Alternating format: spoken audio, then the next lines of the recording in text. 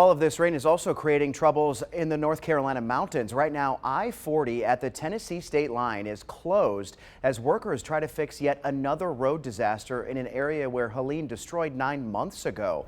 It was so bad some cars were trapped in floodwaters. Crews forced to step in and shut down the interstate, the limited part of it that was open.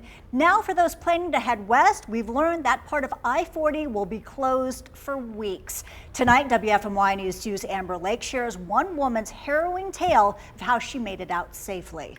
It all started as a typical Wednesday night drive for Mackenzie Phillips, her boyfriend Moses, and their dog Daisy until everything changed in an instant. It's absolutely insane. The trio were headed to Silva for a weekend trip, something they've done dozens of times, but this time they didn't make it. And out of nowhere, we just saw this big gush of water up in front of us, and we both kind of looked at each other and we were like, that's weird. Mackenzie Phillips's car didn't try moving forward. In fact, they stopped, but it wasn't long before the water was up to the side of their car. And I called 911 and I was like, listen, my dog's in the car.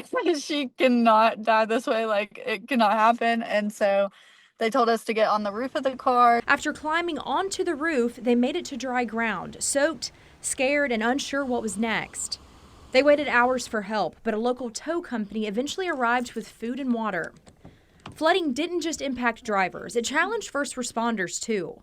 Haywood County's Allison Richmond says they didn't handle rescues, but they've stayed on high alert since Tropical Storm Helene hit last year. The gorge has always been a tricky area for us, so responding down there is something that continually evolves, but it's not new to us, and that helps. And we have really good coordination with our partners across the state line as well.